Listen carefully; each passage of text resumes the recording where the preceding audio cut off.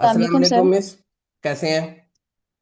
अल्हम्दुलिल्लाह सर, मैं ठीक हूँ। आप कैसे हैं सर? शुक्र है अल्लाह का। फरमाइए क्या क्वेश्चन है आपका? सर बेसिकली मेरे आपसे 4 क्वेश्चंस हैं। पहला क्वेश्चन ये है कि अगर हमें क्लाइंट मिल जाता है तो हमें कैसे पता चलेगा कि क्लाइंट जो है ना वो रेलिवेंट है। क्योंकि पहले मेरे साथ 2-4 दिन पहले ऐसे हुआ कि मुझे क्लाइंट मिला, सारी उसके साथ कन्वर्सेशन हुई मेरी। जब बात पेमेंट की आई तो उसने मुझे ये कहा कि आपका कोई यहाँ पे रिलेशन है, कोई रिलेटिव है आपका है, हम चेक बेस पे काम करते हैं, इस तरह से उसने मुझसे बात की थी। तो मुझे एक ये क्वेश्चन आंसर चाहिए कि हमें कैसे पता चलेगा कि रेलिवेंट क्लाइंट मिला हमें। ठीक है, दूसरा ये है कि जब हमारा हमें रेलिवेंट क्लाइंट मिल जाता है उसके बाद हम पेमेंट मेथड क्या इस्तेमाल करेंगे, वहां पे एडवांस करेंगे 100% या 50% एडवांस करेंगे, इसका मुझे बता दें। और तीसरा क्वेश्चन ये है कि शिपिंग चार्जेस जो है वो कस्टमर पे करता है या बायर। अगर दोनों में से जो भी होगा तो बजट के अंदर ही उसके चार्जेस होंगे या सेपरेट चार्जेस होंगे। और फोर्थ क्वेश्चन है कंपनी रजिस्ट्रेशन, आपने बताया एक यहाँ पे सेशन में ही। उसके बाद आपने बताया आईएसओ, वो क्या चीज़ है, और उसके बाद उसकी क्या जो है, क्यों जरूरी है ये आईएसओ होना जरूरी है। मेरे पास कंपनी रजिस्ट्रेशन तो है, आईएसओ का मुझे आइडिया नहीं, वो थोड़ा सा गाइड कर दे मुझे। मिस इकरा अली ने 4 सवाल किए हैं और चारों ही बहुत ही रेलिवेंट हैं, बहुत ही गुड क्वेश्चन हैं। और मुझे इस ही तरह के स्टूडेंट्स पसंद है। मैंने ग्रुप में मल्टीपल दफ़ा कहा कि आपके जो भी सवाल हैं आप लिख के रखें और जब लाइव सेशन होगा पूछें। इन्होंने डेफिनेटली 4 सवाल जो है वो लिख के रखे हुए थे और इनको जब मौका मिला इन्होंने इकट्ठे ही 4 सवाल पूछ लिए। तो नेक्स्ट टाइम आपने भी जब भी सेशन में आना है पहले से ज़्यादा ज़्यादा सवाल लिख के रखने हैं ताकि एक ही दफ़ा पूछ लें सारे। तो सबसे पहले तो मैं आपको अप्रिशिएट करता हूँ। दूसरे नंबर पे आपका सबसे पहला क्वेश्चन था कि कैसे पता चलेगा क्लाइंट रियल है या फेक है। देखिए, जो क्लाइंट आपको पे कर देगा वो रियल है, जो पे नहीं करेगा वो फेक है। चेक बेस का आपने बताया, ये मार्केट में स्कैम चल रहा है कि क्लाइंट कहता है कि मैं आपको चेक दूंगा, आप माल भिजवा देते हो, वो बाद में चेक दे भी देता है लेकिन वो चेक ही फेक होता है। उस बैंक में पैसे ही नहीं होते पेमेंट निकलवाने के। तो ये चेक वाले स्कैम की वीडियो तो ऑलरेडी मैं टिकटॉक पे और अपने बाकी सोशल मीडिया पे लगा चुका हूँ, शायद आपने आपकी नज़र से वो वीडियो नहीं गुजरी। तो कोई भी क्लाइंट आपको कहता है मैं आपको चेक दूंगा तो ये फ्रॉड और स्कैम है। आपने इस चक्कर में नहीं आना। आपने कहना है कि भाई जो है ना चेक वाला हम काम नहीं करते, आप हमें डायरेक्ट पेमेंट ट्रांसफ़र करें। तो कोई भी क्लाइंट आपको चेक वाले मामले पे लेके आए उसी टाइम आपने समझ जाना है कि ये फेक क्लाइंट है। नेक्स्ट आपने पूछा कि पेमेंट मेथड क्या होना चाहिए, 50% या 100%। पेमेंट देखिए, आपने सिंपल अपने पाकिस्तानी बैंक अकाउंट में मंगवानी होती है जो कि आपकी कंपनी के नाम पे बैंक अकाउंट ओपन होना चाहिए। आईबैन नंबर क्लाइंट को सेंड करेंगे, उसमें वो पेमेंट करेगा। और एडवांस आपने कितनी मंगवानी है, रेकमेंडेड तो यही है कि आप 100% एडवांस मंगवा लें। लेकिन अगर क्लाइंट को ट्रस्ट इशू है तो आप 25% या 50% एडवांस मंगवा लें। रिमेनिंग उसको कहे कि भाई बिफोर शिपिंग आपने पे करना है। अक्सर क्लाइंट जो है वो 20-30% एडवांस कर देते हैं, बाकी कहते हैं कि आप हमें शिप करवा दें, उसके बाद जो है ना आपको पेमेंट कर देंगे। आप शिप करवा देते हो, ट्रैकिंग नंबर क्लाइंट को सेंड करते हो, बाद में क्लाइंट आपका नंबर ब्लॉक कर देता है क्योंकि जब आपने शिपिंग करवा दी, ट्रैकिंग नंबर उसको दे दिया, इट मीन्स के माल पाकिस्तान से बाहर जाने के लिए रेडी हो गया है। अब आप माल वापस नहीं मंगवा सकते। क्लाइंट को भी इस चीज़ का पता है, इसलिए वो फिर बाद में आपका नंबर ब्लॉक कर देगा, रिमेनिंग पेमेंट नहीं करेगा। तो आपने कहना है कि भाई जो रिमेनिंग पेमेंट है बिफोर शिपिंग आपने करनी है। यानी कि मिसाल है आपने स्टार्टिंग में 25, 30, 40 या 50% एडवांस किया, तो जो रिमेनिंग है जब माल तैयार हो जाएगा उसकी फ़ोटोज़ वीडियोस आपने उसको सेंड करनी है। उसे कहना है भैया आपका माल तैयार है, रिमेनिंग पेमेंट आप सेंड करें, मैं अभी शिपिंग करवा के आपको ट्रैकिंग नंबर सेंड कर दूंगा। तो इस तरीके से आपने करना है, यानी कि 100% पेमेंट लेने के बाद शिपिंग करनी है।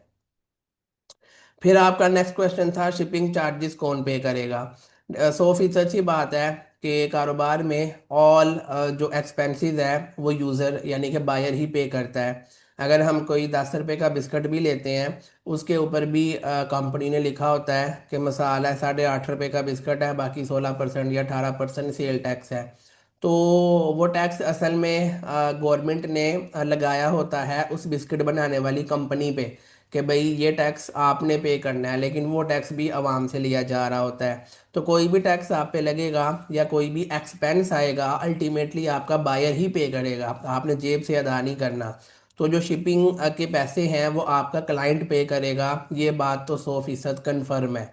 अब आप के आपने क्लाइंट से वो पैसे कैसे लेने हैं, it's up to you. Some time invoice के अंदर लिख दिया जाता है कि मिसाल है 1.5 करोड़ का माल है, 25 लाख रुपया शिपिंग प्राइस है, तो वो इनवाइस के अंदर 1,75 लाख रुपए की इनवाइस बन जाती है। तो शिपिंग के प्राइस सेपरेट होते हैं। सम टाइम कुछ लोग क्या करते हैं कि प्रोडक्ट की प्राइस के अंदर ही शिपिंग प्राइस डाल देते हैं कि मिसाल है प्रोडक्ट 100 रुपये की है, 10 रुपये फी पीस शिपिंग है, तो ये हो गए 110 रुपये। तो क्लाइंट को ये कह देंगे कि भाई प्रोडक्ट 110 रुपये की है, शिपिंग फ्री है। अगला खुश हो जाता है, ओए ओए ओए शिपिंग फ्री है, इसी से माल ले लेते हैं। आप भी जब ऑनलाइन दराज से या दाएं बाएं से ऑर्डर करते हो, 250-300 रुपया शिपिंग आती है।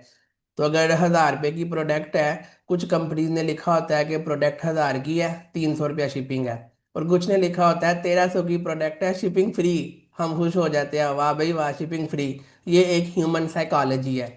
आप चाहो तो आप दोनों में से कोई भी मेथड यूज़ कर लो। आप मेथड वन क्या है कि आप प्रोडक्ट की प्राइस सेपरेट बताओगे और शिपिंग प्राइस सेपरेट बताओगे, दोनों सेपरेट क्लाइंट से लोगे। या सेकंड मेथड है कि आप पहले से शिपिंग कैलकुलेट करके उसको जो है ना प्रोडक्ट के अंदर एडजस्ट करके प्रोडक्ट की प्राइस बढ़ा के क्लाइंट को बता दोगे और उसे बोलोगे शिपिंग फ्री है, तो वो जो है ना उस तरीके से भी कर सकते हैं। मैं पर्सनली मेथड नंबर 2 यूज़ करता हूँ, जिसमें हम क्लाइंट से शिपिंग चार्जेस नहीं लेते। हम कहते हैं भाई शिपिंग फ्री है, आपने सिर्फ प्रोडक्ट की प्राइस पे करनी है। और जाहिर सी बात है शिपिंग फ्री हमने पल्ले से तो नहीं देनी। शिपिंग की प्राइस हम अपनी प्रोडक्ट की प्राइस में ऐड करके क्लाइंट को पहले ही ज़्यादा प्राइस बता देते हैं और उसको कह देते हैं कि भाई शिपिंग फ्री है, शिपिंग का कोई पे नहीं करना। तो वो ह्यूमन साइकोलॉजी है कि वो खुश हो जाता है कि चलो यार फ्री शिपिंग है, इनसे माल ले लेते हैं। नेक्स्ट आपका क्वेश्चन था आईएसओ क्या चीज़ है। आईएसओ आज से 100 साल पहले दुनिया के बड़े बड़े ममालिक मिलके बैठे, उन्होंने एक ऑर्गेनाइजेशन बनाई और उन्होंने कहा कि यार हम लोगों ने एक दूसरे से माल खरीदना है, बेचना है, तो क्यों ना कुछ स्टैंडर्ड्स फिक्स कर लिए जाएं कि ये जो प्रोडक्ट है इसका ये क्वालिटी स्टैंडर्ड होना चाहिए ताकि हर मुल्क उस प्रोडक्ट को क्वालिटी वाइज यूज़ कर सके। तो उन्होंने एक ऑर्गेनाइजेशन बनाई जिसका नाम रखा इंटरनेशनल स्टैंडर्ड ऑर्गेनाइजेशन आईएसओ, जिसमें उन्होंने हर प्रोडक्ट के स्टैंडर्ड बनाए कि ये प्रोडक्ट जो है ना ये उसके क्वालिटी के स्टैंडर्ड्स हैं, इन इन प्रोसेस में से गुजर के ये चीज़ बननी चाहिए, तो ही वो internationally all over the world acceptable होगी। तो उसमें फिर क्या हुआ कि जो कंपनीज हैं वो फिर अपनी फैक्ट्री को या अपने मैन्युफैक्चरिंग सेटअप को या अपनी कंपनी को आईएसओ में रजिस्टर्ड करवाते हैं। और उससे फिर आप क्लाइंट को बता सकते हो कि भाई हमारी कंपनी जो है वो इंटरनेशनली जो है वो रिकग्नाइज्ड है, सर्टिफाइड है, अगला मज़ीद आप पे ट्रस्ट करता है। मार्केट में 2 नंबर लोग भी बैठे हैं जो फेक आईएसओ का सर्टिफिकेट बना के देते हैं, उसका फ़ायदा नहीं है। ओरिजिनल आपने कैसे आइडेंटिफाई करना है, एक इंटरनेशनल वेबसाइट है IAF सर्च.org। यहाँ पर आप जाएंगे, अपना आईएसओ का सर्टिफिकेट का लिंक डालेंगे या नंबर डालेंगे, तो नीचे आपका आईएसओ का सर्टिफिकेट आपकी कंपनी का नेम शो होगा। अगर शो हो जाए इट मीन्स के वो 1 नंबर सर्टिफिकेट है, अगर शो ना हो इट मीन्स के वो 2 नंबर है, फेक है। अगर इस लिंक का आपको नहीं पता चला, मुझे व्हाट्सएप पे मैसेज कर देना, आपको लिंक जो है वो शेयर कर दिया जाएगा। तो ये चीज़ होती है ISO. And I highly recommend कि आपको अपनी कंपनी को आईएसओ में सर्टिफाइड करवाना चाहिए। मैं उम्मीद करता हूँ इकरा अली आपको ऑल क्वेश्चन का आंसर मिल गया होगा।